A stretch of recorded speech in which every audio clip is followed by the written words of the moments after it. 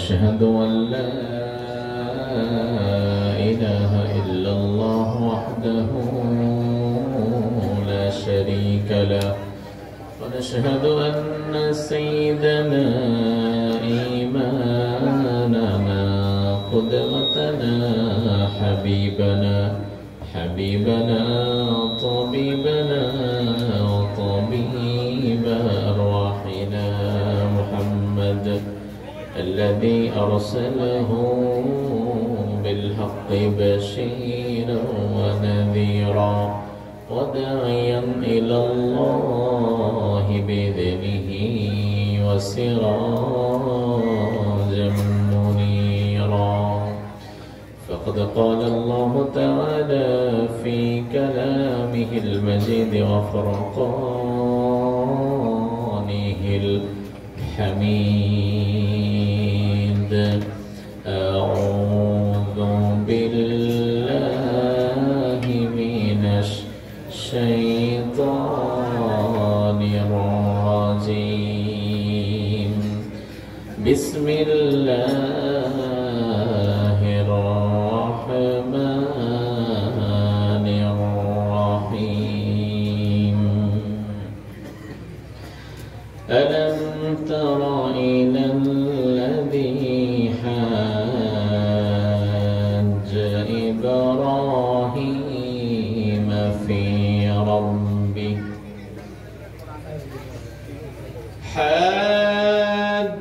إبراهيم في ربه أن آتاه الله الملك إذ قال إبراهيم لربي الذي يحيي ويميت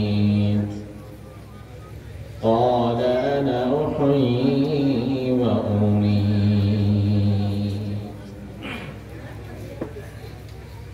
قال إبراهيم فإن الله يأتي بالشمس من المشرق فأت بها من المغرب فبهت الذي كفر والله لا يهدي القوم الظالمين وقال تعالى أيضا في القرآن الكريم إن الله وملائكته يصلون على النبي يا أيها الذين آمنوا صلوا عليه وسلموا تسليما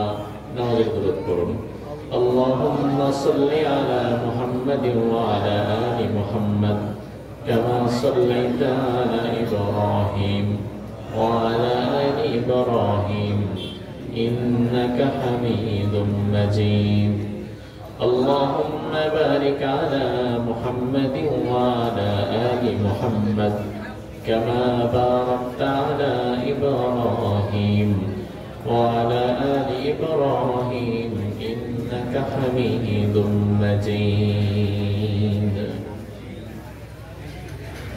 সকল প্রশংসার একমাত্র মালিককে আল্লাহ সে আল্লাহর জন্য প্রশংসা করছি আমরা করছি আলহামদুলিল্লাহ পড়েন আল্লাহু আকবার আল্লাহু আকবার كبيرا والحمد لله كثيرا سبحان الله بكرة وأصيلا পশ্চিম মোমিনপুর বাইতুল ইহসান জামে মসজিদ এলাকাবাসী প্রবাসী যুব সমাজের উদ্যোগে 24তম বার্ষিক তাফসীরুল কোরআন মাহফিল আল্লাহ তাআলা আজকের এই সুন্দর আয়োজনকে কবুল করুক আমরা বলি আমিন। 24 বছর পার হয়ে গেছে। আজকে রাতটা শেষ হলে আপনাদের এই আয়োজন 2 যুগ পূর্তি হয়ে যাচ্ছে। 24 বছর আগে এই মাহফিলটি যারা শুরু করেছিল তারা সবাই কি আজকে বেঁচে আছে? না। 24 বছর বাদ দেন, গত বছর এই মাহফিলে যত মানুষ উপস্থিত ছিল তাদের সবাই কি আজকে বেঁচে আছে? না। আবার আজকে যারা উপস্থিত হয়েছেন আজকের এই মোনাজাত হতে পারে অনেকের জীবনের শেষ মোনাজাত। এই মাহফিল হতে পারে অনেকের জীবনের শেষ মাহফিল। এই 24 বছরে এখানে কত আল্লাহর ওলি এসেছিলেন, কত বড় আলেম এসেছিলেন আপনাদের লক্ষ্মীপুরের গৌরব আল্লামা লুৎফুর রহমান রাহিমাহুল্লাহ। আরো কত বড় বড় উলামায়ে কেরামের পদচারণায় ধন্য এই জমিন। আমরা দোয়া করি, আয় রব, দুটি যুগ পার হয়ে গেল, 24টি বছর পার হয়ে গেল। এই 24 বছর যাবত এই মাহফিলটির সাথে প্রত্যক্ষ এবং পরোক্ষভাবে অর্থ দিয়ে, সময় দিয়ে, শ্রম দিয়ে উপস্থিত হয়ে যত মানুষ শরীক ছিলেন, মেহেরবানি করে আজকের এই মাহফিলটি তাদের সবার জন্য নাজাতের একটি ওয়াসিলা হিসাবে কবুল করে নিও, বলেন আমিন। এই যে ডান দিকে হাঁটাহাঁটি, কথা বলা, আওয়াজ, এগুলো বন্ধ করতে হবে। ওখানে কেউ যান, এইটা মেহেরবানি করে লক্ষ্য করেন। বিষয় হচ্ছে, আমার আলোচনা করার কথাই ছিল বাদাল আইশা, এশার পরপরই। গতকাল আমাদের মাহফিল ছিল রাজশাহী, সেখান থেকে 250 কিলোমিটার ঢাকা, আবার ঢাকা থেকে 200 কিলোমিটার আপনাদের এখানে, অর্থাৎ মোটামুটি 450-500 কিলোমিটার সফর করে আসতে হয়েছে, যার ফলে সময়টা প্রপার কাভার করতে পারি নাই, এসে ধরতে পারি নাই। আমার ইচ্ছা ছিল এশার নামাজ এখানে এসে আদায় করব, সময়টা বেশি হয়ে গিয়েছে। আবার আপনাদের এখান থেকে আলোচনা শেষ করে ঢাকায় গিয়ে আগামীকাল জুমার নামাজ পড়িয়ে আবারও আসতে হবে চাঁদপুর, জুমার নামাজ পড়ে গেছে। তো এই যে এত সফর, এত ক্লান্তি, এসবের পরে আপনাদের সামনে যদি এখন যে আয়াতে কারিমা তেলাওয়াত করেছি তার আঙ্গিকে কিছু কথা মন খুলে বলতে না পারি, তাহলে এই লম্বা সফর আসা যাওয়া, এটার কি আসলে কোনো ফায়দা আছে? ভালো করে বোঝেন, হাদিয়া মাহফিল কমিটি যেটা দেওয়ার এটা তেমনি দিবে, কিন্তু দিন শেষে একজন আলোচকের আত্মতৃপ্তির জায়গা হচ্ছে আমি কি আমার শ্রোতাকে কিছু সামান দিয়ে বাড়িতে পাঠাতে পারলাম কিনা, কিছু শুনিয়ে দিতে পারলাম কিনা। আরে ভাই, সময় তো 1-1.5 ঘন্টা এমনি কাটবে, 1 ঘন্টা তো বসলে এমনি কেটে যায়, কিন্তু বিষয় হচ্ছে অল্প সময় হলেও কিছু গুরুত্বপূর্ণ কথা যদি একজন বক্তা শ্রোতাকে বুঝিয়ে দিতে পারে, তাহলে সফরের ক্লান্তি, কষ্ট, মা যেমন 10 মাস 10 দিনের কষ্ট বাচ্চা প্রসবের পর তার চেহারা দেখার মাধ্যমে ভুলে যায়, শ্রোতা যদি মনোযোগী থাকে, তারা যদি কোরআন এবং সুন্নাহর কথা শুনতে আগ্রহী থাকে, তাহলে একজন বক্তারও শত শত কিলোমিটারের সফরের কষ্টটা এক নিমিষে সে ভুলে যেতে পারে।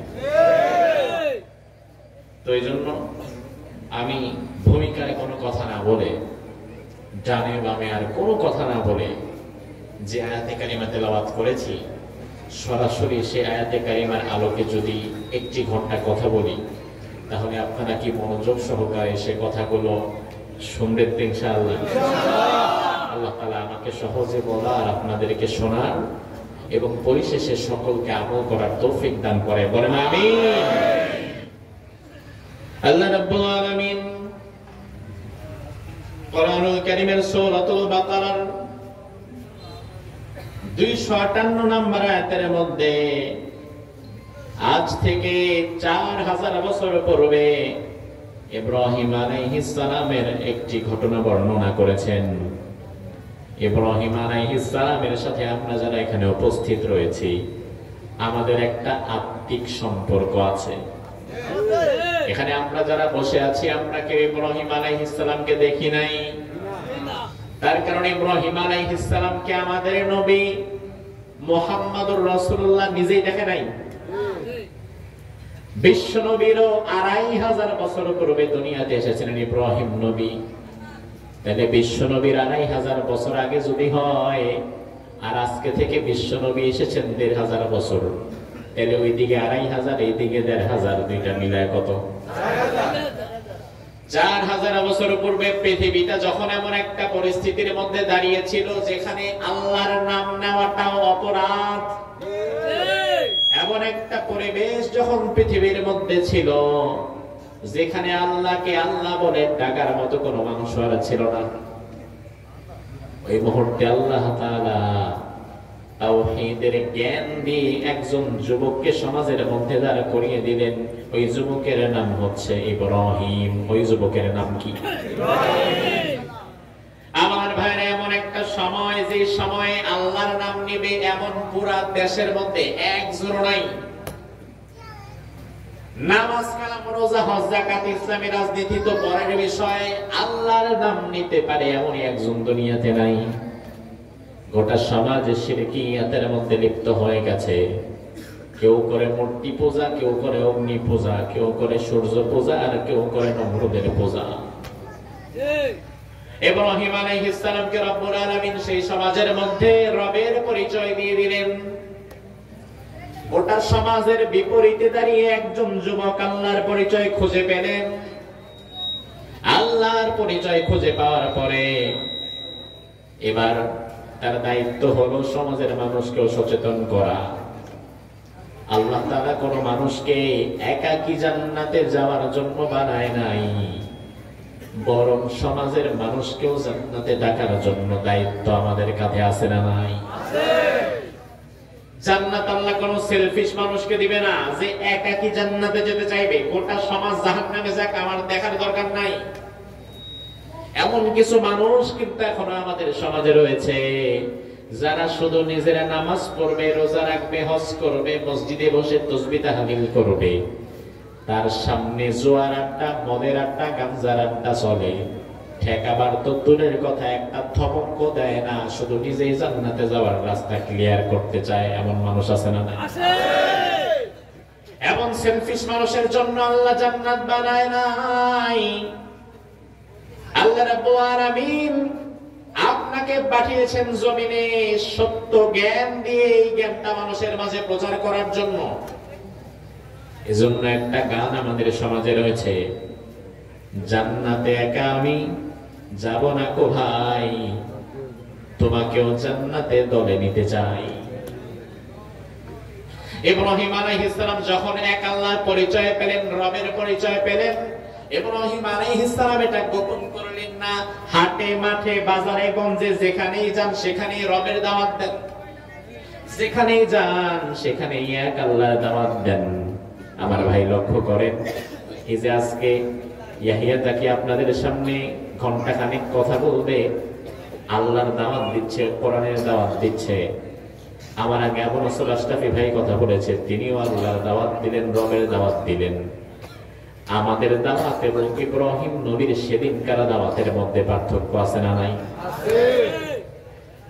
আজকে দাওয়াত দেওয়ার জন্য আপনারা আমাদেরকে নিয়ে আসছেন,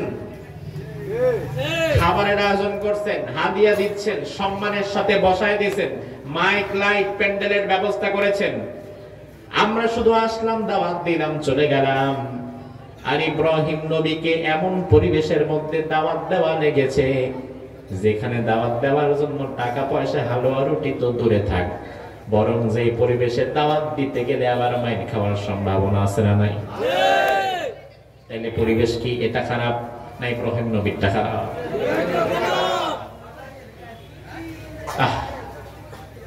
দেখছেন মানুষ হাঁটে আর কথা বলে জোরে জোরে, এখানে কোরআনের আওয়াজ হচ্ছে, বুঝেও না। এই থাক থাক, সবাই চিল্লাইলে তো হবে না, এরা তো আমাদেরই ছেলে, বসে যাবে, তাকান। ইব্রাহিম আলাইহিস সালাম সব জায়গায় এক আল্লাহর দাওয়াত দেন। নমরুদের কাছে খবর চলে গেল, কোরআনে আল্লাহ তুলে দিয়েছেন, নমরুদকে বলা হলো সামিআনা ফাতান ইয়াযকুরুহুম ইয়াকালু লাহু ইব্রাহিম। এই সমাজে এক যুবকের আবির্ভাব হয়েছে, তার নাম ইব্রাহিম। ওই যুবক হাটে মাঠে ঘাটে বাজারে গঞ্জে ঘরে বাইরে যেখানেই যারে পায় সেখানেই আল্লাহর দাওয়াত দেয়। এবং এই যুবক খুব সাহসী যুবক, সে আমাদের কাউরে ভয় পায় না, সে একমাত্র ভয় পায় কাকে? নমরুদকে বলা হলো সেই যুবক কিন্তু আপনার পরিবেশ নষ্ট করে ফেলতেছে। কারণ সমাজের মানুষ যদি একবার বুঝে যায় আপনি সকল ক্ষমতার মালিক না, আপনার হাতে কোনো ক্ষমতা নাই, ক্ষমতার মালিক আল্লাহ, সকল ক্ষমতার উৎস তিনি। একবার যদি সমাজের মানুষ প্রকৃত রবের পরিচয় পেয়ে যায়, তখন কিন্তু আপনার জুলুমের রাজত্ব আর টিকিয়ে রাখা যাবে। নমরুদ বলল, তাই নাকি? কে কার এত বড় সাহস আমার রাজ্যে রবের দাওয়াত দেয়? বলল, আর কে? আপনার সবচেয়ে কাছের মানুষ আজরের ছেলে তো ইব্রাহিম। নমরুদ বলল, ঠিক আছে, ইব্রাহিমকে ধরে আনো। পাইক পেয়াদা সৈন্য সামন্ত গিয়ে ইব্রাহিম আলাইহিস সালামকে ধরে নিয়ে আসলো। তিনি তখন যুবক, তুমিও যুবক, ইব্রাহিম নবীও ছিলেন যুবক। তোমার যৌবন কাটে আরেক বেডির পেছনে ঘুরে, তোমার যৌবন কাটে মোবাইলের মধ্যে গেমস খেলে। আর ইব্রাহিম নবীর যৌবন কেটেছিল একটা পথহারা সমাজকে দিনের পথে আনার লক্ষ্যে। ইব্রাহিম আলাইহিস সালাম তিনাকে আনা হলো। এবার কি হলো? কোরআনে কারিমে আল্লাহ তাআলা তার পরবর্তী আলোচনা করলেন।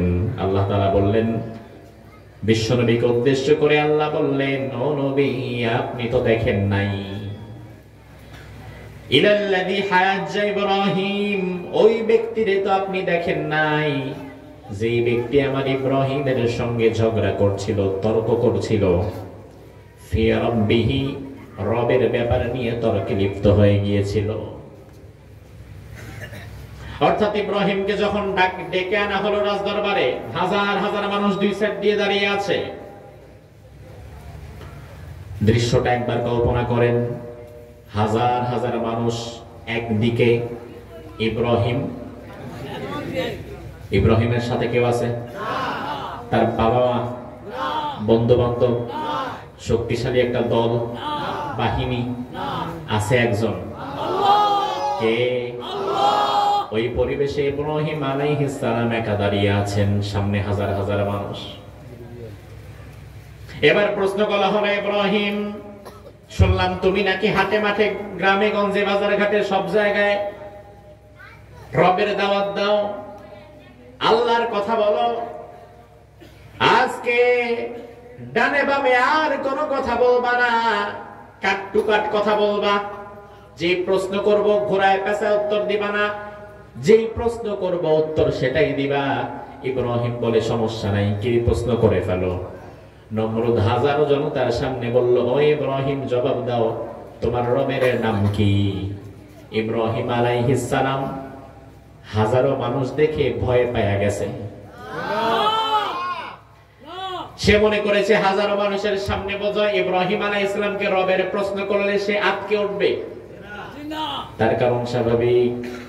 ভাই আমার, সুন্দর পরিবেশে ভালো কথা বলতে তো সবাই পারে, কিন্তু কঠিন পরিবেশেও যারা হক কথা বলতে পারে, বুঝতে হবে তাদের কলিজা আছে। ইব্রাহিম আলাইহিস সালাম তিনি একটা আঙ্গুল আসমানের দিকে দিয়ে বললেন, আমার রবের নাম হচ্ছে আল্লাহ। আমাদের রবের নাম কি? আল্লাহ। এই প্রথম নমরুদের রাজদরবারে আল্লাহর ধ্বনি উঠল।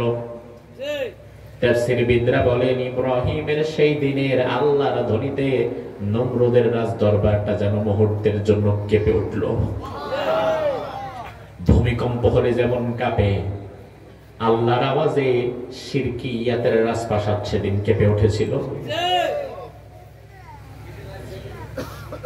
আমার ভাই লক্ষ্য করেন, সব জালিমেরাই মূলত সবার আগে রবের ধারণা পাল্টাতে চায়। কোরআনে কারিমে আল্লাহ তাআলা যত জায়গায় আমাদের দোয়া করা শিখিয়েছেন, সকল জায়গার মধ্যে রব নামটা আছে না নাই?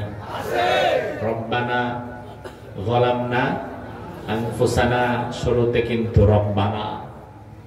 আবার আল্লাহ শিখিয়ে দিলেন, বান্দা দোয়া করো, রব্বানা আতিনা ফিদ দুনিয়া হাসানাতাও ওয়া ফিল আখিরাতি হাসানাতাও ওয়া কিনা আযাবান নার। এখানেও শুরুতে রব্বানা আছে না নাই? আবার যদি আপনি মা বাবার জন্য দোয়া করেন, মা বাবার জন্য দোয়া করার শুরুতেও রবের নাম আছে না নাই? দোয়াটা কি? রব্বির হামহুমা কামা রাব্বায়ানি সগীরা। তার মানে আল্লাহ বুঝিয়ে দিলেন, সকল দোয়ার শুরুতে কমন শব্দ হচ্ছে রব। আমাদের রব কে? আল্লাহ। তাফসীর থেকে আমি রবের চারটা অর্থ বের করতে পেরেছি। রবের এক নাম্বার অর্থ হচ্ছে সৃষ্টিকর্তা। কোরআনে আছে না নাই? আছে। ইকরা বিসমি রাব্বিকাল্লাযী খালাক। খালাক মানে কি? মাশাআল্লাহ, সৃষ্টি করা। রবের এক নাম্বার অর্থ হচ্ছে সৃষ্টি করা। আল্লাহ বললেন, ও বান্দা, তুমি তোমার রবের গোলামি করো, তুমি তোমার রবের নামে পড়ো। কোন রব? যে রব তোমারে সৃষ্টি করেছেন। তাহলে আমাদেরকে সৃষ্টি যিনি করেছেন তিনি আমাদের রব হবেন, আর আমাদের রব তো একমাত্র একজন, তিনি কে? রবের দুই নাম্বার অর্থ মুফাসসিরগণ করেছেন পালন কর্তা। কি কর্তা? আমাদের পালছে কে? আপনি বলবেন, হুজুর আপনার তালে তালে তাল মিলাইলাম, বললাম আল্লাহ, কিন্তু আসলে আমাদেরকে পালছে তো আমাদের মা বাবা। আপনার সাথে একটু তাল মিলাইলাম, নাহলে কেমন দেখা যায়? আমার ভাই, আন্দাজে তাল মিলানোর দরকার নাই, বুঝে শুনে তাল মিলাবেন, তাইলে এই তাল কোনোদিন বেতাল হবে না। আমাদের সমস্যা হচ্ছে আমরা আন্তাজি তাল মিলাই, এই জন্য যখন যেই বক্তা তার সাথে ঠিক ঠিক। এখানে যদি এখন অন্য কোন মাহফিলে গিয়াসউদ্দিন তাহিরিয়া যদি একটা উল্টা পাল্টা কথা বলে, মানুষ তার সাথেও বলবে ঠিক ঠিক, কারণ তাল নাই। আমার ভাইরা লক্ষ্য করেন, আপনার মাথায় প্রশ্ন আসতে পারে, কিরে পালন কর্তা আল্লাহ কেমনে হয়? পালন কর্তা তো মা বাবা, মা বাবা না পারলে তো আমাদের অবস্থা খারাপ হয়ে যেত, দুনিয়াতে থাকতে পারতাম না, টিকতে পারতাম না, মরে যেতাম, পচে যেতাম, চলে যেতাম। ও ভাই, আমার একটা বিষয় ভালো করে দেখেন, মা বাবা আপনাকে পালছে, তবে সেটা দুনিয়ায় আসার পরে। দুনিয়ায় আসার আগেও কিন্তু আপনার একটা জীবন ছিল। আলমে আরওয়াহ, রূহের জগৎ যদি বাদ দেন, রূহের জগৎ ছাড়া জীবিত মানুষ হিসাবে আল্লাহ তাআলা মায়ের পেটের মধ্যে আপনাকে মিনিমাম 4 মাস বসায় রাখছে। মায়ের পেটে আল্লাহ রাব্বুল আলামিন 5 মাস অতিবাহিত হয়ে যাওয়ার মধ্য দিয়ে একটা ছোট্ট বাচ্চার স্ট্রাকচার বানায়। হাত, পা, চোখ, কান, নাক, পুরো বডি দিয়ে ছোট্ট একটা বাচ্চা পুতুল তৈরি হয়ে যায় মায়ের পেটের মধ্যে। আল্লাহ রাব্বুল আলামিন 5 মাস অতিবাহিত হয়ে যাওয়ার পরে 6 মাসের মাথায় ওই বাচ্চা পুতুলের মধ্যে রূহ ঢুকায়া দেয়। এরপরে ওই বাচ্চাটা তখন হাত নাড়ে, পা নাড়ে, উল্টে যায়, লাথি দেয়। ওই মা তখন বুঝতে পারে আমার পেটের মধ্যে একটা জীবিত সন্তান আছে। মা তখন আঁচ করতে পারে, বুঝতে পারে। এই যে মায়ের পেটের মধ্যে আল্লাহ তাআলা আপনাকে 6 মাসের সময় রূহ ঢুকায়া জীবিত করে দিয়েছে। আপনি তো দুনিয়াতে এসেছেন এরও কয়েক মাস পরে। 10 মাস 10 দিন যদি ধরেন, তাইলে মিনিমাম মোটামুটি মায়ের পেটের মধ্যে জীবিত অবস্থায় আপনি ছিলেন 4.5 থেকে 5 মাস। আমার ভাই লক্ষ্য করেন, জবাব দেন। একজন মৃত মানুষের খাওয়ার দরকার নাই, অক্সিজেনের দরকার নাই, তবে জীবিত মানুষের জন্য খাবার এবং অক্সিজেনের দরকার আছে না নাই? দুনিয়াতে আসার পরে আপনি যদি কান্না করেন, ওয়া ওয়া বলে কাঁদেন, আপনার মা সাথে সাথে আপনাকে বুকের সাথে চেপে ধরে দুধ পান করায় বুঝতে পারে আমার কলিজার টুকরার ক্ষুধা লেগেছে।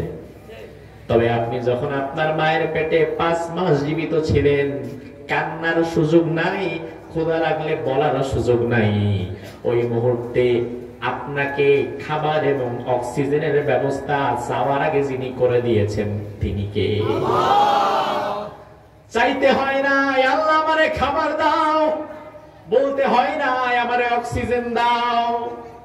রব তো তিনি, যিনি চাওয়ার আগে আমার বিষয় পূরণ করতে পারে, যিনি চাওয়ার আগে আমার হাজত পূরণ করতে পারে। এজন্য আল্লাহ রাব্বুল আলামিন রবের ধারণা দিয়ে দিয়েছেন সুন্দরভাবে। মুসা আলাইহিস সালামকেও আল্লাহ বলে, মুসা ফেরাউনের কাছে যখন যাবার সাথে সাথে তুমি তারে বলবা যে আমি রবের পক্ষ থেকে এসেছি, কারণ দুনিয়ার জালিম স্বৈরাচারেরা নিজেদেরকে রব হিসাবে মনে করে নেয়।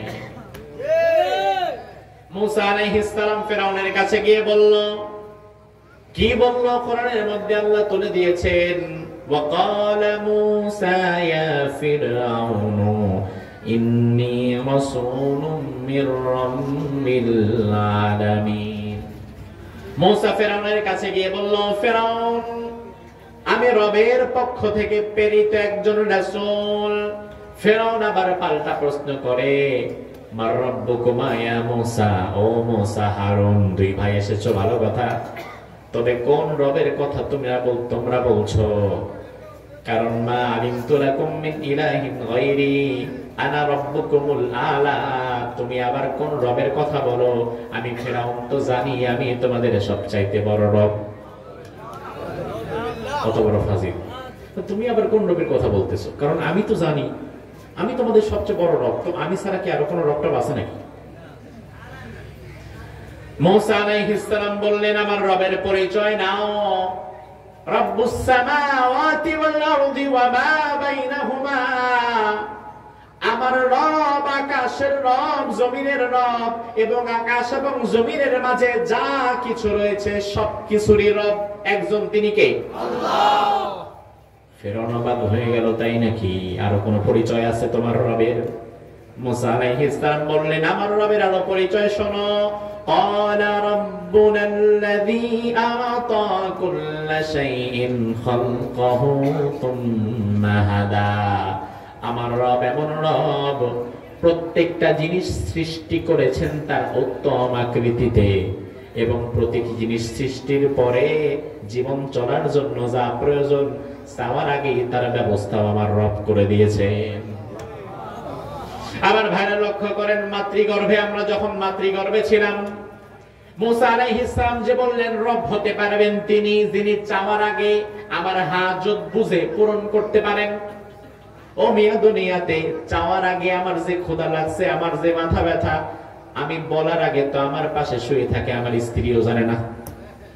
রাত ৩টার দিকে প্রচন্ড মাথা ব্যথা, বুকটা প্রচন্ড ব্যথা, বুকটা কামড় দিয়ে উঠেছে, ব্যথার যন্ত্রণায় আপনার চোখ দিয়ে পানি পড়ছে, আপনার পাশে আপনার স্ত্রী নাক ডেকে ঘুমায়, আপনি তাকে ব্যথার কথা বলার আগে সে নিজেও জানে না, কিন্তু একজনকে বলা লাগে না, আপনার চোখে পানি আসার আগেই তিনি আপনার ব্যথার খবর জানে। তিনি কে? মুসা আলাইহিস সালাম বললেন, রব হবেন তিনি যাকে বলার দরকার নাই, বলার আগে যিনি আমার প্রয়োজন পূরণ করে দেন, যিনি আমার কথা বুঝেন, যিনি আমার অন্তর্যামী।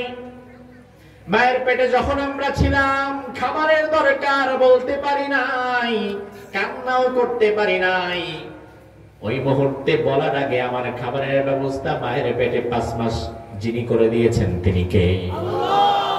আবার মায়ের পেট থেকে বের হওয়ার পরে আল্লাহ তাআলা দুনিয়াতে আমার খাবারের দরকার, মানুষের তৈরি করা খাবার তো খেতে পারবো না, জিহ্বাটা নরম, এই নরম জিহ্বায় একটু গরম খাবার দিলে জিহ্বা পড়ে যাবে, আবার ঠান্ডা খাবার দিলে সর্দি নিউমোনিয়া হয়ে যাবে, শক্ত খাবার খাওয়া যাবে না, কি খাবো না খাবো তার কোনো ঠিক ঠিকানা আমার জানা নাই। আল্লাহ বলে, বান্দা তোর চিন্তার কারণ নাই, দুনিয়াতে পাঠাইছি তোকে আমি তোর রব, পাঠানোর আগে তোর মায়ের বুকের মধ্যে তোর জন্য উত্তম খাবার আমি প্রস্তুত করে দিয়েছি। আমার ভাইরা, এরপর 2 বছর দুধ পান করলাম, আমাদের মুখে তখনও ভাষা নাই, কথা বলার ক্ষমতা নাই। 2 বছর পরে আল্লাহ তাআলা এবার লক্ষ্য করলেন, এখন আর দুধ খাওয়া লাগবে না, হালকা সবজি খেতে হবে, খিচুড়ি খেতে হবে, কবুতরের মাংস খেতে হবে। তাহলে এখন কি দরকার? ছোট ছোট কিছু দাঁত দরকার। মায়ের পেট থেকে বড়ার সাথে সাথেই আল্লাহ দাঁত চাইলে তুলে দিতে পারতেন, কিন্তু দেন নাই। তার কারণ আল্লাহ ভালো করে জানেন, ওই মুহূর্তে দাঁত যদি মুখের মধ্যে আল্লাহ তুলে দেয়, তাহলে ওই দাঁত দিয়ে অবশ্য শিশু কামড়ায় মায়ের স্তন ক্ষতি করে ফেলবে। এই জন্য তখন আল্লাহ তাআলা মুখের মধ্যে 2 বছর পর্যন্ত দাঁতও দেন নাই, দুধ খা। 2 বছর পরে যখন হালকা নরম খাবার খাওয়া লাগবে, তখন ছোট ছোট কিছু দাঁত আল্লাহ তুলে দিলেন। আবার কিছুদিন যাওয়ার পরে এবার আল্লাহ তাআলা বুঝলেন, এবার আর নরম খাবার না, নরম গরম শক্ত সব একসাথে চলবে। এজন্য এই ছোট্ট দাঁতও আর হবে না, ছোট ছোট দাঁতগুলো ফেলে দিয়ে মজবুত শক্তিশালী দাঁত আল্লাহ তাআলা তুলে দিলেন। তাহলে এত কিছু যিনি করলেন, একবারের জন্য কি আল্লাহর কাছে আমাদের বলা লেগেছে, চাওয়া লেগেছে? আমার ভাইরা, একটা বিষয় লক্ষ্য করেন, আল্লাহ কি শুধু মানুষের রব নাকি পশু পাখির রব? গোটা দুনিয়াতে যা কিছু আছে দেখেন অথবা না দেখেন, সবকিছুর রব কে? এজন্য রব্বুল আলামিন আপনার বিষয়টাই শুধু লক্ষ্য রাখে, বিষয়টা এমন নয়। দুনিয়াতে যত পশু পাখি আছে তাদের বিষয়গুলো আল্লাহ লক্ষ্য রাখেন। আপনি লক্ষ্য করে দেখবেন বাংলাদেশের কুকুর এবং সাইবেরিয়াস কান্ট্রির কুকুরগুলো একরকম না, বাংলাদেশের বিড়াল এবং পার্সিয়ান ক্যাটগুলো একরকম না। বাংলাদেশের কুকুরের গায়ে পশম থাকে ছোট ছোট, চামড়াটাও খুব একটা মোটা না। কিন্তু সাইবেরিয়াস কান্ট্রি, বরফের দেশ, যেখানে -ডিগ্রিতে তাপমাত্রা চলে যায়, সারাদিন রাত বরফ পড়ে, ওই অঞ্চলের কুকুরগুলোর পশমগুলো আল্লাহ তাআলা 3 ইঞ্চি 2.5 ইঞ্চি পর্যন্ত লম্বা করে বানিয়েছেন। তার কারণ কি? তার কারণ হচ্ছে বাংলাদেশের কুকুরগুলারে নিয়ে যদি বরফের দেশের মধ্যে ঢুকায়া দেন 2 ঘন্টাও বাঁচবে না, মরে যাবে। এই ঠান্ডা সহ্য করার মতো ক্ষমতা তার শরীরে নাই। কিন্তু বরফের দেশের কুকুর বরফের পাশে ঘুমায়া থাকে, সে মরে না। আল্লাহ ভালো করে জানে এই কুকুরটারে বাংলাদেশে না পাঠায়া বরফের দেশে পাঠাচ্ছি, রব ওই কুকুরের পশমটারে 4 ইঞ্চি 3 ইঞ্চি পর্যন্ত লম্বা করে দিয়েছেন। কারণ আল্লাহ ভালো করেই জানে ওই দেশের মানুষগুলো নিজেরা আরাম করে ঘুমাবে, আগুন জ্বালাবে, কম্বল মুড়ি দিবে, ল্যাপ মুড়ি দিবে, তবে হাজার হাজার কুকুরকে ল্যাপ কম্বল কেউ দিবে না।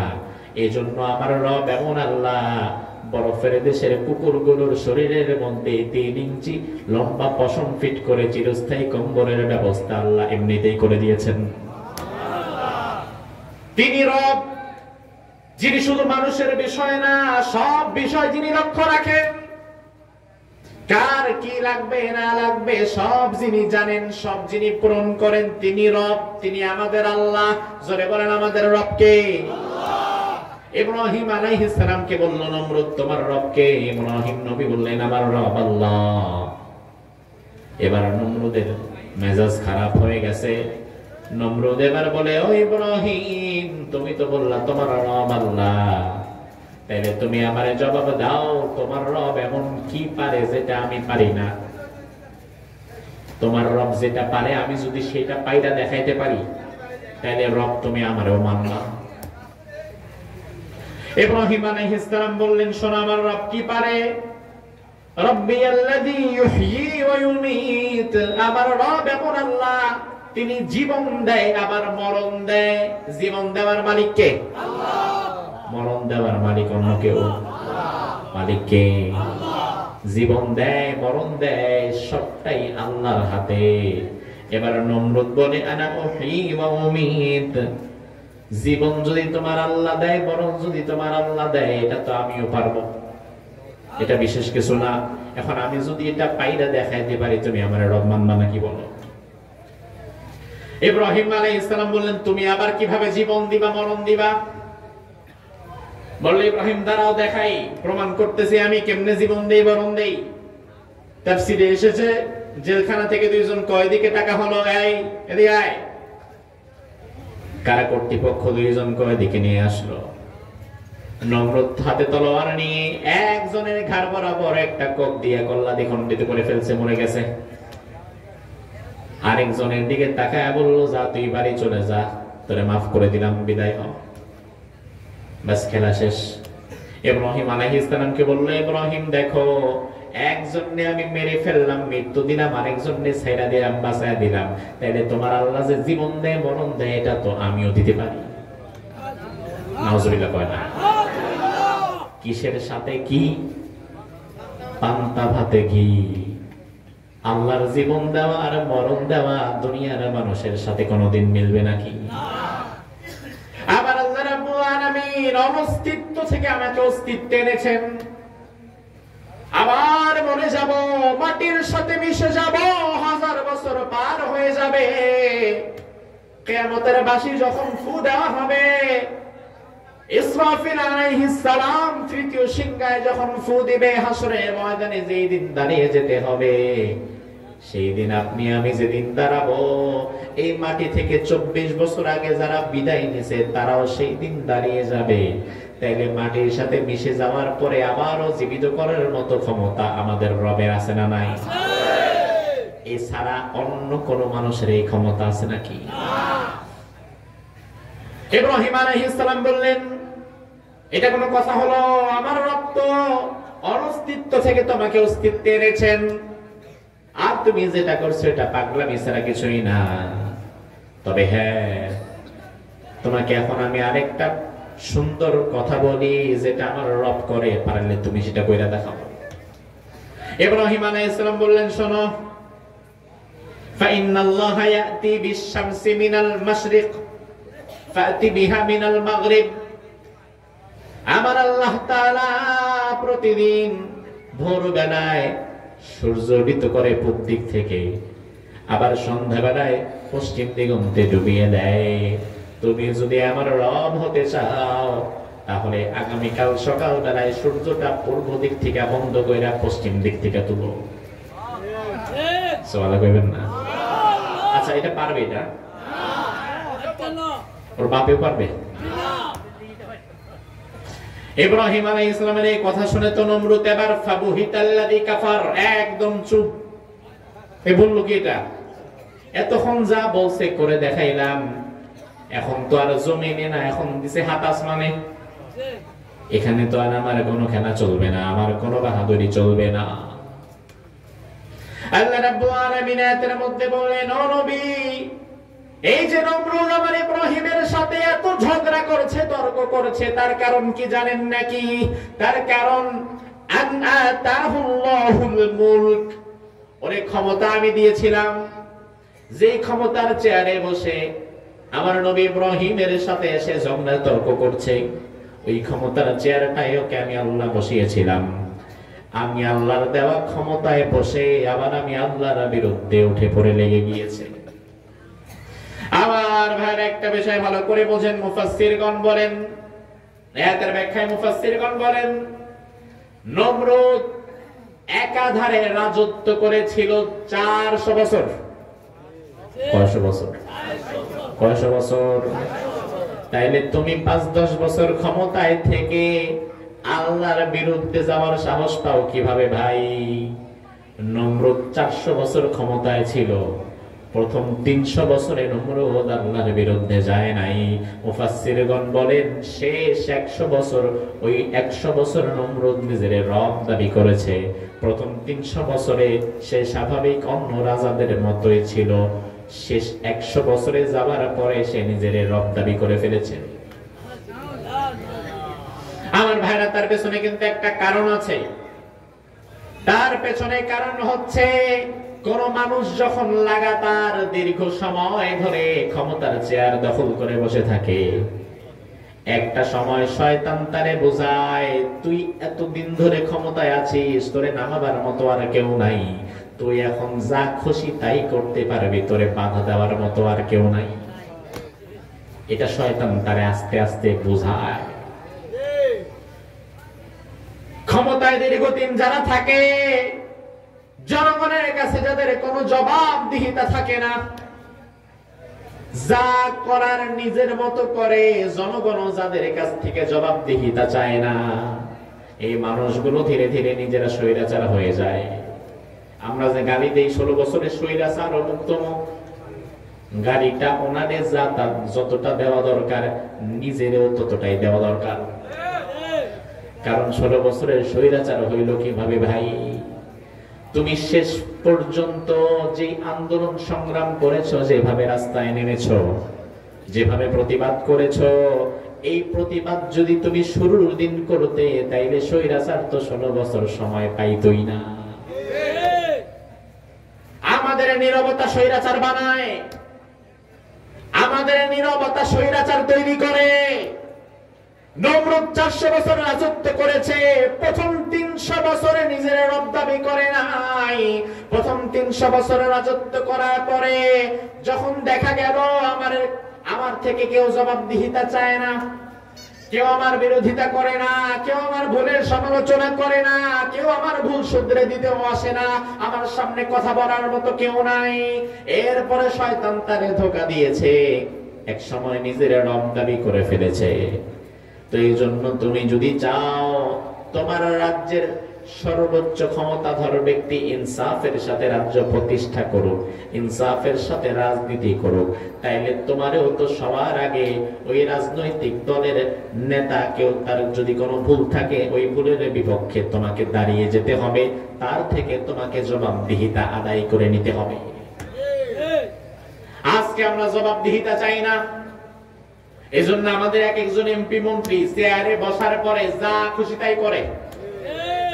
এজন্য আপনাদেরকে শিক্ষা নেওয়া লাগবে, জবাবদিহিতা ছাড়া কাউকে ছাড় দেওয়া যাবে না। সে যত বড় দলের যত বড় নেতাই হোক না কেন, আগামীর বাংলাদেশে যারা ক্ষমতায় বসবে তারা যদি কোনো ভুল করে, মসজিদে যদি আমার ইমাম সাহেব কোনো ভুল করে, আমি যেমন আমার ইমামকে লোকমা দিয়ে সোজা করে দেই, আমার রাজনৈতিক দলের নেতা সমাজে কোনো কথা বা কোনো কাজে যদি কোনো ভুল করে, মসজিদের ইমামকে যেমন লোকমা দিয়ে সোজা করে দেই, আমার সমাজের নেতারেও সেইভাবে লোকমা দিয়ে সোজা করে দেব। আপনি মসজিদের ইমামকে যেইভাবে লোকমা দেন, সমাজের ইমামকে যদি সেইভাবে লোকমা দিতেন, মসজিদের পরিবেশ যেমন শান্তিপূর্ণ, সমাজটাও হয়ে যেত তেমন শান্তিপূর্ণ। আমার ভাইরা লক্ষ্য করেন, আল্লাহ কোরআনের মধ্যে বললেন, আতাহুল্লাহুল মুলক, ক্ষমতাকে আমি দিয়েছি। আমার ক্ষমতা পেয়ে সে আমার বিরুদ্ধে লড়েছে, আমার বিরুদ্ধে কথা বলে, অথচ ক্ষমতায় বসানোর মালিককে আরো জোরে কম কোরআনে আছে না নাই? পড়েন আমার সাথে, আল্লাহ বলেন, কুলিল্লাহুম্মা মালিকাল মুলকি তুতিল মুলকা মান তাশা ওয়া তানজিউল মুলকা মিম্মান তাশা ওয়া তুইজ্জু মান তাশা ওয়া তুযিল্লু মান তাশা বিয়াদিকাল খায়র ইন্নাকা আলা কুল্লি শাইইন কাদির। সুবহানাল্লাহ বলেন। আল্লাহ রাব্বুল আলামিন বললেন, বান্দা শুনে নাও, আমি আল্লাহ তাআলা সব ক্ষমতার মালিক। সব ক্ষমতার মালিক কে? আল্লাহ। ক্ষমতায় বসায় কে? আল্লাহ। আবার টেনে রাস্তায় নামায় কে? আল্লাহ। আল্লাহ চাইলে ক্ষমতায় যেমন বসাতে পারে, আবার কেউ যদি আল্লাহর সাথে চূড়ান্ত বেয়াদবি করে, তাকে ক্ষমতা থেকে নামায়া দিল্লিতেও পাঠাতে পারে। ভবিষ্যতে যারা ক্ষমতায় যাবা তারা শিক্ষা নাও, তোমার ক্ষমতা নমরুদের চেয়ে বেশি নয়, ফেরাউনের চেয়ে বেশি নয়। তুমি যদি ক্ষমতায় যাওয়ার পরে জালিম হও, তাদের পরিণতি হয়েছে যাহা, তোমার পরিণতিও হবে তাহা। আমাদের অনেক মানুষ ক্ষমতায় যাওয়ার আগে মাশাআল্লাহ জুলুমের প্রস্তুতি নিয়ে ফেলেছে। যায় নাই, আগে প্রস্তুতি নিয়ে শুরু। শুধুমাত্র নমিনেশন ঘোষণা করা হয়েছে, এখনো তো নির্বাচনের হয় নাই।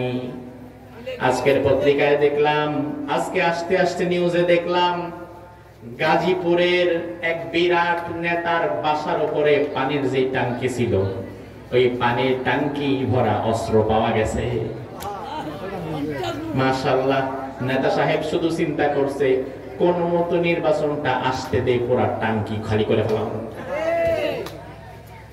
নির্বাচনের আগে নেতা 2-3 দিন আগে সমাবেশ করে বক্তব্য দিয়েছে, ভাইরা আমার, আপনারা আমাদের সাথে থাকবেন, ভোট দিবেন, আমরা ক্ষমতায় গেলে কেউ না খেয়ে মরবেন না। কারণ না খেয়ে মরা লাগবে না, গুলি অন্তত খাওয়াই লাগবে। না খেয়ে কেউ মরবেন না, কারণ না খেয়ে মরলে গ্যাস্ট্রিক হবে। এই জন্য হয়তো গুলি খাবেন, নয়তো ছুরি খাবেন, কিছু একটা খাইয়ে মরা লাগবে। আমার ভাই, বিষয় হচ্ছে আপনাকে সাবধান হতে হবে। আল্লাহ রাব্বুল আলামিন এই আয়াতের শেষে বললেন, ওয়াল্লাহু লা ইয়াহদিল কওমাল যালিমিন, আমি আল্লাহ তাআলা কোনদিন কোন জালিমদের হেদায়েত দেই না। কথাটা কি আমার না আল্লাহ? আল্লাহ। জোরে বলেন, কথাটা কার? আল্লাহ। এবার একটা মজার বিষয় লক্ষ্য করেন, সব ভুলে যান, সমস্যা নাই, তবে এই কথাটা আল্লাহর ভুলেন না। একদিনের মাহফিল থেকে সব কথা বাড়ি নিয়ে যাওয়া সম্ভব না, এটা আমি জানি, কিন্তু অন্তত 2-1টা তো নিয়ে দরকার, নাইলে আসবেন যাবেন, লাভ নাই। অন্তত পক্ষে এখন যেই কথা বলছে এটা ভুলেন না, এটা মনে রাখেন, এটা গেঁথে রাখেন। চায়ের দোকানে বসলে এই কথাটাই তুলে ধরবেন। আল্লাহ কোরআনের মধ্যে বললেন, এই আয়াতের শেষে যে আয়াতের তাফসীর করেছি, এই আয়াতের শেষেই আল্লাহ বললেন, ওয়াল্লাহু লা ইয়াহদিল কওমাল যালিমিন, আমি আল্লাহ তাআলা কোন জালিমরে হেদায়েত দেই না, একদম হেদায়েত দেই না বলে না সাইনবোর্ডটা নিয়ে দিয়েছেন কে? আল্লাহ। এবার আমার ভাই, আপনার কাছে আমি জানতে চাই, হেদায়েত ছাড়া কি জান্নাতে যাওয়া যাবে? না। জান্নাতে যেতে হলে হেদায়েতের দরকার আছে না নাই? আর হেদায়েতের মালিক কে? আল্লাহ। হেদায়েতের মালিক যেহেতু বলেছেন কোন জালিমরা আমি হেদায়েত দেই না, তাহলে হেদায়েতের মালিকের অনুমতি ছাড়া কেউ হেদায়েত পাবে না। চোর, খারাপ মানুষ, ডাকাত, জিনাকার, মদখোর, গাঁজাখোর হেদায়েত পেয়ে ভালো মানুষ হয়ে যেতে পারে। মুশরিক, কাফের হেদায়েত পেয়ে মুমিন হয়ে যেতে পারে।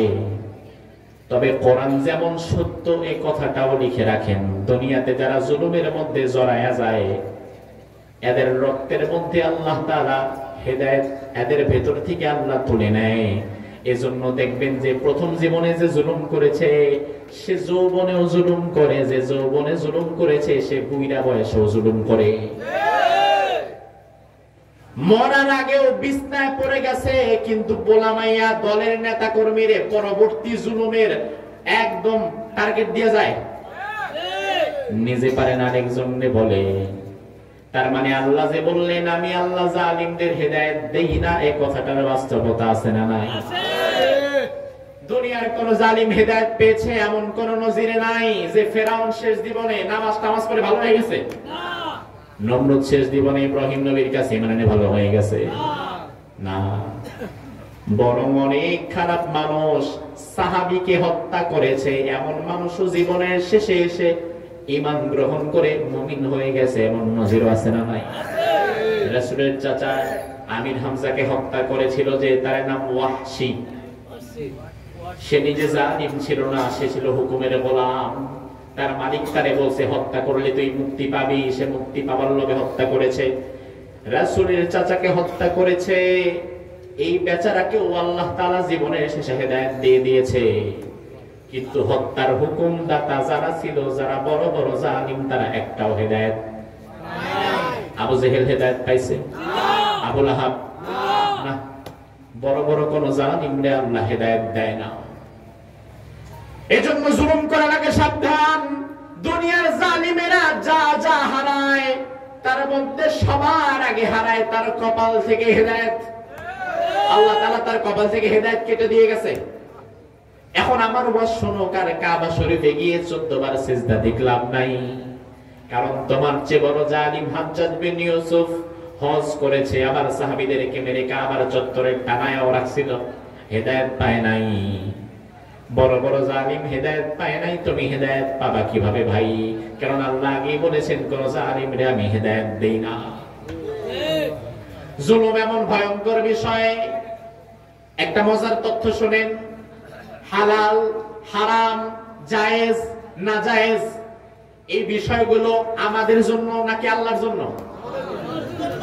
আল্লাহর কি হারাম হালাল হারামের কোনো বিষয় আছে?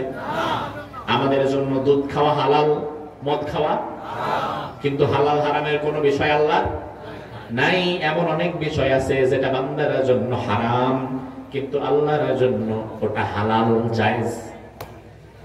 যেমন অহংকার করা আমাদের জন্য জায়েজ না নাজায়েজ?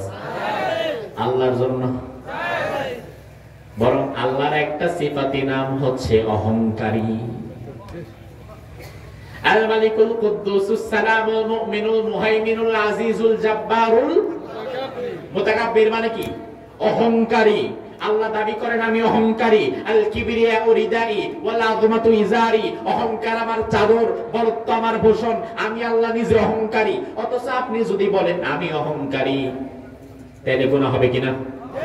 কিন্তু অহংকার আল্লাহ করেন, এটা আল্লাহর সাথে যায়। তার মানে আমি বোঝাতে চাইলাম এমন অনেক বিষয় আছে যেটা বান্দার জন্য হারাম, তবে আল্লাহর জন্য হারাম না। কিন্তু জুলুমকে আল্লাহ এত ঘৃণা করেন, এত ঘৃণা করেন, এত ঘৃণা করেন। আল্লাহ হাদিসে কুদসির মধ্যে বললেন, ইয়া ইবাদি ইন্নী হারামতুদ-যুলমা আলা নাফসি ওয়াজালতুহু বাইনাকুম মুহাররামান ফালা তাযালামু। ও আমার বান্দারা শুনে নাও, আমি আল্লাহর জন্য হালাল হারামের কোনো বাছ বিচার নাই, আমি আল্লাহর জন্য জায়েজ না জায়েজের কোনো শরীয়ত নাই। তবে আমি আল্লাহ তাআলা জুলুমকে এত বেশি ঘৃণা করি, এত বেশি ঘৃণা করি, এত বেশি ঘৃণা করি, জুলুমকে সবার আগে আমি আল্লাহ আমার নিজের জন্য হারাম করেছি, এরপরে তোমাদের জন্য হারাম করেছি। এখন আল্লাহ যেটা নিজের জন্য হারাম করে, ওই কাজে যদি দুনিয়ার কোন মানুষ জড়িয়ে পড়ে, ওই বেচারা কি আর বাঁচবে নাকি? এই জন্য আল্লাহ কোরআনের মধ্যে বললেন, ও বান্দা শুনে নাও, ওয়ালা তারকানু ইলাল্লাযীনা যালামু ফাতামাসসাকুমুন নার ওয়া মা লাকুম মিন দুনিল্লাহি মিন আউলিয়া সুম্মা লা তুনসারুন। ও ইমানদারেরা শুনে নাও, তোমরা জুলুম করবা না, এটা আল্লাহ বলেন নাই যে তোমরা জুলুম করো না, বরং আল্লাহ বললেন, ও ইমানদারেরা জুলুম তো করা দূরে থাক, তোমরা জুলুমকারীর ধারে কাছেও যাও না, জুলুমের ধারে কাছে যেও না, কোন জালিমকে সহযোগিতা করো না। তুমি যদি নিজে জুলুম না করেও কোন জালিমের সহযোগী হয়ে কাজ করো, তাহলে ওই জালিম জুলুম করে অপরাধ করে জাহান্নামে যেটা যাবে, তুমি জুলুম না করে শুধুমাত্র তার সহযোগী হওয়ার কারণে তুমিও সেই জাহান্নামে যাবে। আমার ভাইরা লক্ষ্য করেন, আমাদের বাংলাদেশে জালিমের সংখ্যা কিন্তু বেশি না, আমাদের বাংলাদেশে জালিমের সংখ্যা কম, কিন্তু জালিমের সহযোগীর সংখ্যা বেশি, ঠিক কিনা? ভালো মানুষ হাজী সাহেব, ভালো মানুষ দাঁড়িয়ে আছে, তাবলীগ করে, জিকির করে, ভালো মানুষ দান সদকাও করে, সারাদিন নামাজও পড়ে, নামাজে মসজিদে মুসল্লিদের প্রথম কাতারেও থাকে, নামাজ কোনোদিন মিস যায় না। কিন্তু আল্লাহর বান্দা এমন দলের এমন নেতার পেছনে ঘুরে, এমন নেতাকে চাঁদার টাকা দেয়, যেই নেতা বাকি কর্মীদেরকে নিয়ে অন্যদেরকে মারামারি করে, অন্যদের ঘর বাড়ি ভাঙে, অন্য মানুষ থেকে চাঁদা গ্রহণ করে, রাস্তাঘাট বন্ধ করে, ব্যবসায়ীদের ব্যবসা দখল করে, নষ্ট করে। তুমি হাজী সাহেব ভালো মানুষ, তুমি এমন নেতাকে সহযোগিতা করেছো, তোমার অর্থ দিয়ে, তোমার ভোট দিয়ে, তোমার রায় দিয়ে। ওই নেতা যত খারাপ কাজ করেছে, ওই খারাপ কাজের একটা গুনাহ ওই হাজী সাহেবের আমলনামার মধ্যেও আছে না নাই? অথচ হাজী সাহেব সারাদিনে 10 টাকা চাঁদা খায় না, চাঁদা না খায়া অটোমেটিক গুনার ভাগীদার। নেতা তো অন্তত আখিরাত হারায়া দুনিয়া পাচ্ছে, আর যে হাজী সাহেব নেতার পক্ষে সাপোর্ট দিল, ও তো আখিরাতও নাই, ওর তো দুনিয়াও নাই। তাই নেতার চাইতে ও আরো বড় বলদ, তোর তো দুনিয়াও নাই, আখিরাতও নাই। এজন্য আল্লাহ কোরআনের মধ্যে বললেন, কুনু মাস সাদিকিন, নিজে ভালো হলে চলবে না, ভালো মানুষের সাথে হওয়া লাগবে, ভালো মানুষের সাথে থাকা লাগবে। ও ভাই আমার, কেন ভালো মানুষের সাথে থাকা লাগবে? ভালো মানুষের সাথে থাকা কেন দরকার? রাসূলের চাচার দিকে তাকান, বিশ্বনবীকে কলিজার চাইতে বেশি ভালোবাসছেন এমন একজন চাচা রাসূলের জীবনে আছে না নাই? নাম কি? আবু তালেব। আবু তালেব, আবু তালেব মৃত্যুর আগে রাসূল বারবার আবু তালেবকে হাতে ধরছে, পায়ে ধরছে। আল্লাহর হাবিব বলে, ইয়া আম্মি কুল লা ইলাহা ইল্লাল্লাহ কালিমাতান লা আশহাদু লাকা বিহা ইনদাল্লাহ। ও আমার কলিজার টুকরো চাচা, সারা জীবন তুমি আমার জন্য এত করেছো, তার ঋণ আমি শোধ করতে পারবো না। মেহেরবানি করে আমার কানে কানে তুমি একটাবার শুধু লা ইলাহা ইল্লাল্লাহ পড়ো, আর কিছু পড়া দরকার নাই, শুধুমাত্র লা ইলাহা ইল্লাল্লাহ তুমি একটাবার পড়ো। এই লা ইলাহা ইল্লাল্লাহ বলতে পারলে কিয়ামতের ময়দানে আমি আল্লাহর দরবারে তোমার জন্য সুপারিশ করে তোমারে জান্নাতে ঢুকায় দেব। আবু তালেব এই কথা শুনে মুহাদ্দিসগণ বলেন, আবু তালেবের কালিমা পড়ার জন্য মনটা তখন প্রস্তুত হয়ে গেছে, যে ভাতিজা আমার তো বলতেছে মৃত্যু সজ্জায় আমি কালিমাটা পড়ে নেই। আবু তালেব জবান খুলেছে, কালিমা পড়ে নিবে, এমন সময় ঘরের মধ্যে ঢুকছে আবু জেহেল। ঢোকার পরে মাথার কাছে বসছে, বসার পরে আবু তালেবের দিকে তাকায়, তাকায় বলে, লিডার আমি বাহির থেকে সব শুনছি, এখন যদি মুহাম্মাদের কথা শুনে তুমি কালিমা পড়ো, আমি কিন্তু বাইরে গিয়া বইলা দেব তুমি কিন্তু ভীতু, মরার ডরে কালিমা পড়ছো। আবু তালেব বলে, না না না না, আমি তো ভীতু না, আমি অনেক সাহসী। ওয়া আনা আলা মিল্লাতি আব্দুল মুত্তালিব, আমি আমার বাবা আব্দুল মুত্তালিবের ওই মুশরিক অবস্থায় আমার বাবা যেমন মরছে আমিও সেইভাবেই মরলাম, আমি কালিমা পড়লাম না। এখান থেকে আপনারা আমি কি বোঝালাম ভাই? আবু তালেব কালিমা পড়ে নিচ্ছে, একদম চূড়ান্ত মুহূর্ত, আর ঠেকবে না, জান্নাতে যাওয়া মোটামুটি তার কনফার্ম, শেষ জীবনে হেদায়েত পেয়ে যাবে। আর আল্লাহ রাব্বুল আলামিনের হাবিব বলেন, মান মাতা লা ইলাহা ইল্লাল্লাহ, মান মাতা ওয়া হুয়া ক্বালা লা ইলাহা ইল্লাল্লাহ দাখালাল জান্নাহ। কেউ যদি লা ইলাহা ইল্লাল্লাহ পড়ে মরতে পারে, আল্লাহর জান্নাত আল্লাহ তার জন্য ওয়াজিব করে দেয়। আবু তালেবের জান্নাত প্রায় কাছাকাছি, কালিমা পড়লেই বেঁচে গেল। ঠিক এমন সময় আবু জেহেল আয়েশা মাথার কাছে বইসা জামিনাটা বাজায় দিছে। এজন্য আল্লাহ কোরআনের মধ্যে বললেন, ও ঈমানদারেরা, ভালো মানুষের সঙ্গী হও। জালিম, চাঁদাবাজ, টেন্ডারবাজ, লুটতরাজ, জিনাকার এমন খারাপ মানুষের সাথে তুমি ঘুরো না, তাদের সাথে থেকো না। নয়তো দেখা যাবে তুমি ভালো মানুষ কিন্তু সারাদিন থাকো খারাপ মানুষদের সাথে, তাইলে তোমার এই ভালো মানুষটা বেশি দিন যাবে না, ধীরে ধীরে তাদের খারাপ মানুষের গুণাগুণ তোমার মধ্যে ঢুকে যাবে। আবার হতে পারে তুমি বেশি ভালো মানুষ না, তুমি নামাজ কখনো পড়ো, কখনো শয়তানের ধোঁকায় পড়ে ছেড়ে দাও, তুমি কখনো মিথ্যা বলো, হয়তোবা তোমার মাঝে কিছু খারাপ দোষগুণ আছে। তবে তুমি যদি কিছু ভালো মানুষের সাথে থাকতে পারো, কিছু আলেম ওলামাদের সাথে সম্পর্ক রাখতে পারো, তাইলে ধীরে ধীরে তোমার খারাপ গুণগুলো মাইনাস হয়ে ওই ভালো মানুষদের সাথে চলার কারণে তাদের ভালো কিছু গুণ তোমার মধ্যে ঢুকে যেতে পারে।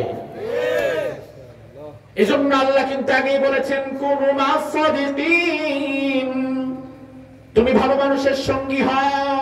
আবার এই আয়াতের মধ্যে বললেন, ওয়ালা তারকানু ইলাল্লাযিনা যালামু, জালিমের সঙ্গী হয় না। এখন আমাদের দেশের মানুষ ভালো মানুষের সঙ্গী বেশি না জালিমের সঙ্গী বেশি? জালিমের। তার কারণ আছে না নাই? আছে। তার কারণ ভালো মানুষের পিছনে ঘুরলে টিয়া পাওয়া যায় না, কিন্তু সাদাবাজের পেছনে ঘুরলে টিয়ার অভাব হয় না। চাচা, ভোটটা কি এবার কাকে দিবেন? এলাকায় তো নির্বাচনের সময় প্রার্থী দাঁড়ায় ৩-৪ জন, দাঁড়ায় না? চাচা বলে, ভোট তো দিতে চাইছিলাম মাস্টার সাহেব রে, উনি তো ভালো মানুষ, তবে ওনারে দিব না, দিব অমুক নেতারে। কেন? উনি না সাদাবাজ, উনি না হাইজাকার, উনি না ভূমিদস্যু, উনি না খারাপ। হ্যাঁ নাতি খারাপ, হ্যাঁ ভাতিজা খারাপ, তবে ভোটটা তারাই দিব। তার কারণ আমি একা ভালো মানুষকে ভোট দিয়ে লাভ কি? আমি না হয় ভালো মানুষে ভোট দিলাম, বাকিরা তো টাকার কাছে বিক্রি হয়ে ভোট দিবি খারাপ নেতারে।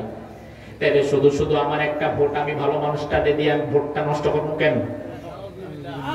এই জন্য যেখানে ভোটটা দিলে কামে লাগবো ওইখানে দেই, হুদাহুদি ভোটটা পালানো দরকার কি? এমন বোঝ অনেকের মাথায় আছে না নাই? ভাই আমার, তুমি যদি জেনে শুনে কোনো খারাপ মানুষকে ভোট দাও, হয়তো তোমার ভোট নষ্ট হবে না, কিন্তু তোমার ঈমানটা কিন্তু ঠিকই নষ্ট হয়ে যাবে। আর তুমি যদি মনে করো যা হবার হবে, এই ভালো মানুষটা একটা মানুষও যদি তারে ভোট না দেয় আমি আমার ভোটটা তারে দেব, দুনিয়াতে সাময়িক ভাবে যদি আমার ভোটটা নষ্ট হয়, আমার মনেও হয় তাও সমস্যা নাই, আমার ভোটটা হয়তো নষ্ট হয়েছে কিন্তু আমার ঈমানটা ঠিকই বেঁচে গেছে। আর অন্যদিকে আমি যদি কোনো খারাপ মানুষের পক্ষে আমার রায় দিয়ে দেই, ভোটটা যদি কাজেও লাগে ঈমানটা কিন্তু ঠিকই নষ্ট হয়ে গেল। এখন প্রশ্ন তোমার কাছে ভাই, তুমি নিজের ঈমান বাঁচাবা নাকি ভোট বাঁচাবা? এই ভোট তোমার কয়দিন টিকা রাখবে? এই ক্ষমতার টাকা তোমার কয়দিন দেখে রাখবে? 2 দিন পরে যখন কবরে চলে যাবা, তোমার রাজনীতি, তোমার ব্যবসা, তোমার দল, তোমার নেতা, তোমার কর্মী কিছুই তোমার সাথে যাবে না। ওই কঠিন কবরে তোমার সাথে যাবে তোমার ঈমান। এই জন্য দুনিয়াতে প্রয়োজনে দলের বিরুদ্ধে যেতে হলে চলে যাও, প্রয়োজনে নিজের নেতার বিরুদ্ধে যেতে হলে চলে যাও, কিন্তু আল্লাহ রাসূলের বিরুদ্ধে যেও না। আল্লাহ রাসূলের বিরুদ্ধে যদি যাও তাহলে দুনিয়াও হারাবা, আখিরাতও হারাবা। আল্লাহ রাব্বুল আলামিনের জন্য বলেছেন, জালিমের সঙ্গী হবা না। সর্বশেষ ইমাম মালিক রাহিমাহুল্লাহ, তেনাকে জিজ্ঞেস করা হলো, ইমাম মালিকের নাম শুনছেন? ইমামুল মাদিনাহ, মদিনার ইমাম তাকে বলা হয়। ইমাম মালিককে বলা হলো ইমাম মালিক। আল্লাহ তো আয়াতের মধ্যে বললেন জালিমের সঙ্গী হইতে না।